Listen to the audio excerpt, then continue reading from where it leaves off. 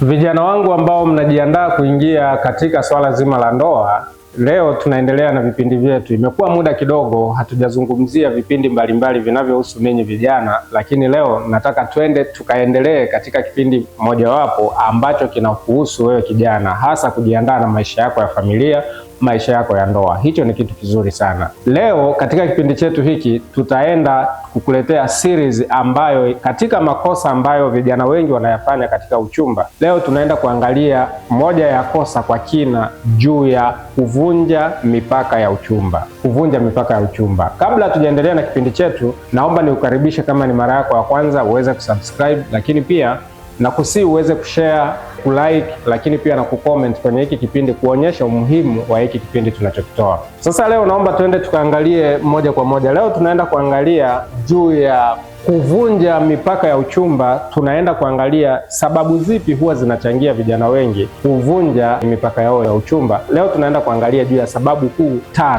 Kabla hatujaanza, nataka nikwambie kwamba wewe uliopo katika hatua hiyo ya uchumba, unazunguka huku na huku, unatafuta maarifa, na hii ni sehemu ya maarifa ambayo tunakuongezea. Nia na madhumuni ni kuhakikisha kwamba wewe unabaki salama katika safari yako ya uchumba, ili mwishoni uweze kufikia kutimiza ndoto yako kwa upendo mkubwa, na hapo bila shaka utakumbuka juu ya ule mchango kidogo ambao tumeweka kwenye maisha yako. Kwa hiyo twende tukaangalia hizi sababu ya kwanza mpaka ya 5, lakini ile ya 5 ni sababu muhimu sana. Kwa hivyo nakusihi wewe uweze kutufuatilia hatua kwa hatua. Kwa hiyo sababu zipi huwa zinachangia vijana kuvunja mipaka yao ya uchumba? Kwanza, elewa kwamba mipaka ni ile mienendo yako ambayo unaiweka bila kuathiri zile ndoto na njozi ulizokuwa nazo kuelekea uchumba wako. Yako mambo ya msingi ambayo wewe unaweza ukawa umejiwekea mipaka kwamba isije ikavurugika wakati unauelekea uchumba. Sasa ni maeneo gani ambayo vijana wengi huwa inatokea kwamba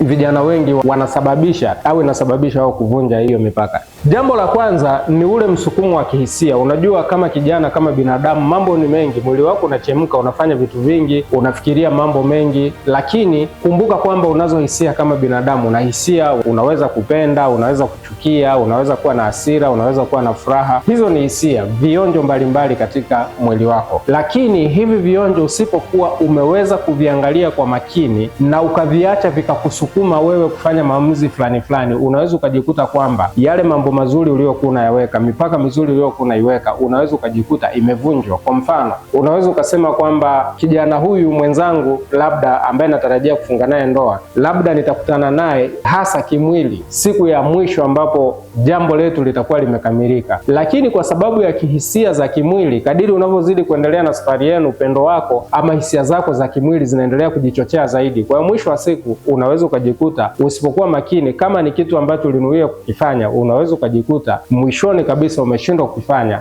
kwa sababu ya kushindwa kudhibiti hisia zako. Jambo la kwanza hilo husababisha watu au vijana kuvunja mipaka yao. Jambo lingine ambalo husababisha vijana kuvunja mipaka yao ya uchumba ni shinikizo kutoka kwa marafiki. Marafiki ni watu wazuri, marafiki ni watu wema, lakini Biblia inashauri kwamba unaweza ukawa na marafiki 1000, lakini katika hao 1000 mmoja tu awe ni mtu ambaye unaweza kumwamini akakushauri ukawa na direction au mwelekeo mzuri na sahihi kwenye maisha yako. Kwa mantiki hiyo, sio marafiki wote wana uwezo wa kukushawishi wewe kufanya maamuzi mazuri. Linaweza likatokea jambo dogo tu, dosari ndogo tu, wewe na mchumba wako, unashangaa marafiki zako wanakuambia, kama ningelikuwa mimi huyo ningekuwa nimeshaachana naye. Na wewe kesho asubuhi unaamua kumtumia ujumbe, unapiga simu, kuanzia leo mimi na wewe basi tena sihitaji tuendelee. Lakini kumbe lilikuwa jambo dogo tu ambalo kama ungelipatia muda na nafasi pengine lingeweza kupata ufumbuzi. Lakini kwa sababu hujaweza kutake time, wewe umeamua kuwasikiliza marafiki tu.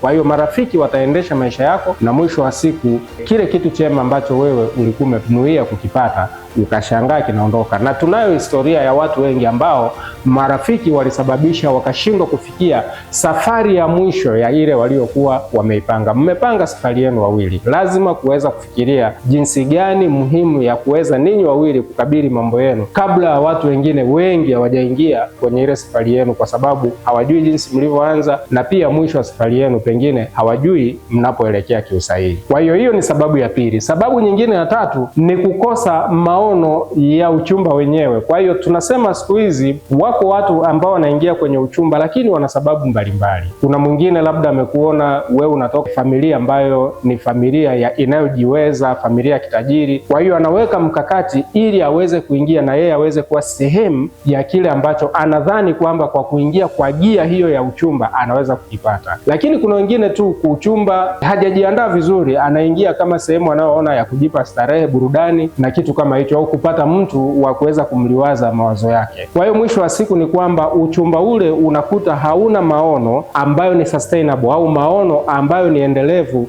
siku za usoni. Kwa hiyo inapotokea kwamba kwa kuwa hakuna maono thabiti ya ule uchumba, kwamba tunaingia kwenye tukio hili la uchumba ili baadaye iwe nini katika maisha yetu. Kwa hiyo katika safari inavyozidi kwenda, vizingiti vinavyokuja kutokea, changamoto zinazojitokeza, ukaja ukashangaa kwamba kijana wangu, badala ya wewe kuendelea na safari yako, uchumba wako ukavunjika kwa sababu tu ya kukosa maono. Kwa hiyo unapoingia kwenye uchumba lazima uwe na maono thabiti kwamba naingia kwenye huu uchumba ili nini kitokee kwenye maisha yangu. Kama swali hilo halijajibika, hakuna sababu ya wewe kuingia kwenye uchumba, kwa sababu utakuwa ni mtu ambaye huna maono, huna vision, huna focus. Kwa mwisho wa siku ukasababisha wewe ukampotezea muda, au wewe mwenyewe muda wako ukapotezwa na mtu mwingine pasina wewe kupenda iwe hivyo. Hiyo ni sababu nyingine ya tatu. Sababu nyingine ya nne ni kukaa mazingira ya majaribu.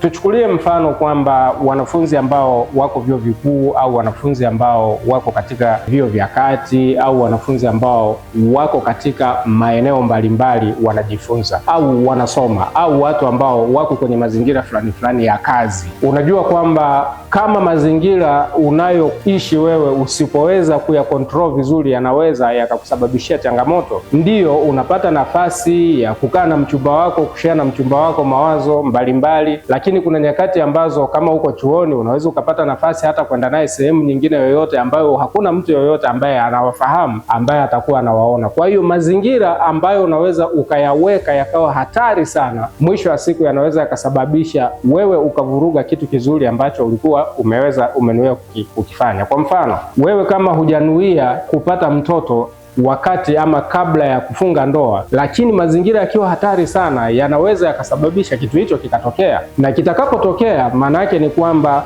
yule ambaye alikuwa hayuko tayari na hayuko thabiti na maono hayo ya uchumba, pale ndipo unaposikia kwamba fulani kakataa mimba, fulani kamkataa fulani, shida mbalimbali zimejitokeza, na hata wakati mwingine zinaenda mbali zaidi hata kugharimu maisha ya watu. Binti yangu, kijana wangu, wewe kama umejipanga vizuri, lazima ujitengenezee mazingira ambayo hayataweza kukusababisha wewe ukavunja ama ukaharibu kile kitu chema ambacho ulikuwa umepanga wewe kukipata.